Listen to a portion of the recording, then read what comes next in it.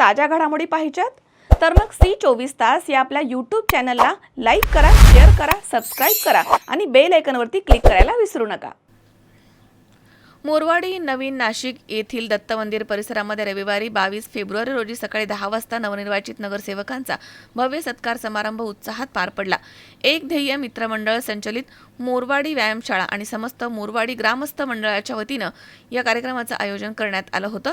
परिसरामध्ये आनंदाचं वातावरण दिसून येत आहे। नागरिकांनी मोठ्या संख्येनं या ठिकाणी उपस्थिती लावली आहे। या प्रसंगी उद्योजक तथा आयमा अध्यक्ष श्री राजेंद्र बुधाजी पाणसरे यांच्यासह नगरसेविका सौ किरणताई गामणे तसेच नगरसेविका डॉक्टर पूनम महाले, नगरसेविका श्रीमती इंदुबाई नागरे, नगरसेविका सौ दीपाली गिले, नगरसेवक श्री कमलेश बोडके, नगरसेवक श्री बाळू काकड तसेच श्री अविनाश बोडके खजिनदार, नगरसेवक श्री राजेंद्र महाले, नगरसेवक श्री नितीन दातीर, नगरसेविका सौ प्रियंका दोंदे, नगरसेवक श्री विशाल नागरे, नगरसेवक श्री मच्छिंद्र सानप, नगरसेवक श्री प्रमोद पालवे आणि नगरसेविका सौ अदिती पांडे आघाव यांचा शाल, श्रीफळ आणि पुष्पगुच्छ देऊन सत्कार करण्यात आला। सत्कार मूर्तींनी आपल्या मनोगतामध्ये मोरवाडी परिसराच्या सर्वांगीण विकासासाठी कटिबद्ध असल्याचं म्हटलंय।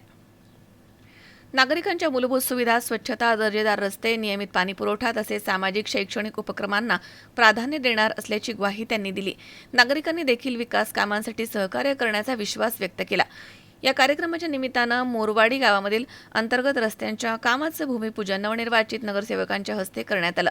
यावेळी नानासाहेब महाले, राजेंद्र पाणसरे, तानाजी आप्पा जायभावे तसेच अविनाश बोडके, धोंडीराम बाळादराडे, राजाराम घुगे, पुंजाराम गामणे, शिवाजी तडाखे, पांडुरंग उगले, सुनील ढाकणे, सुनील घुगे, डॉक्टर योगेश महाले, मोहन आव्हाड, साबळे सर, रमेश काळे, मारुती डोंगरे, राजाराम गामणे, अनिल घुगे तसेच चंद्रभान नागरे, दत्तात्रय घामणे, रोशन सोनवणे, दत्तू तडाखे, विष्णुपंत आव्हाड, कैलास उमरे, आनंद घुगे, राजेंद्र गामणे, पोपट जायभावे तसेच सुनील आव्हाड, सोमनाथ तडाखे तसेच एक ध्येय मित्रमंडळ मोरवाडी व्यायामशाळेचे पदाधिकारी, राजकीय पदाधिकारी आणि सामाजिक कार्यकर्ते मोठ्या संख्येनं उपस्थित होते।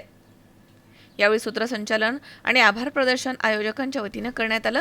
विकासाच्या नव्या पर्वाची सुरुवात या कार्यक्रमातून झाली आहे। मोरवाडीच्या सर्वांगीण प्रगतीसाठी सर्वांनी एकजुटीनं काम करण्याचा निर्धार व्यक्त केलाय।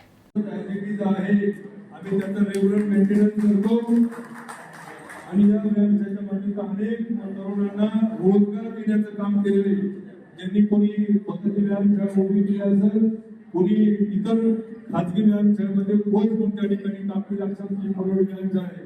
त्याचप्रमाणे आमचं जे काही मोरवाडी ग्रामस्थ जे काही जे या कार्यक्रमाचे आयोजक मोरवाडी गावाचं हे जे आपण दत्त मंदिर भेटले, दत्त मंदिराचा पण फार मोठा इतिहास आहे। आणि म्हणून या धार्मिक इतिहासाबरोबर या गावचा मी मागच्या पण कार्यक्रमात सांगितलं होतं की ज्येष्ठ साहित्यिक कवी कुसुमाग्रज यांच्या नटसम्राट नाटकामध्ये या मोरवाडी गावाचा उल्लेख त्या ठिकाणी ते मोरवाडी गाव आपलं आहे, त्या ठिकाणी आमचे दत्तू गामणे या ठिकाणी अजून सांगू इच्छिते की आपल्या गावातले किंवा आसपासच्या गावातले लोक राजा दूध घेऊन जायचे नाशिक शहरामध्ये, तर त्या ठिकाणी तात्यासाहेबांना पण दूध दिलं जायचं आणि त्या ठिकाणी त्यांनी त्या अनुषंगाने मोरवाडी गावाचा उल्लेख केल्याने मी आता मोरवाडी गावाला जातोय।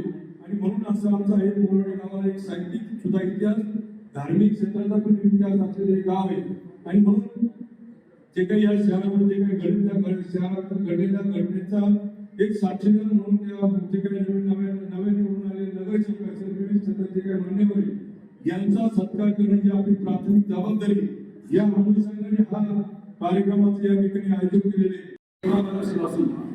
आपण एक नगरसेवक आहे त्याकडे पूर्ण निवडणुकीमध्ये आपण आपल्या एकाही मित्राला माझ्याबरोबर जो माझ्या खांद्यावर जो मित्र दिला होता, संपूर्ण गावातील असतील, पूर्ण प्रभागातील असतील, एकाही मित्राला पूर्ण निवडणुकीत मी पाण्याची बाटली दिलेली, एक पावडा पण वापरला, एक रुपया खर्च करणे, प्रत्येक मित्राने आपापल्या पद्धतीने स्वतः शत्रू पैसे खर्च केले असतील, दिवसभर फिरल्यावर आपल्या दिवसभर फिरायच्या घरी जमा द्यायचे।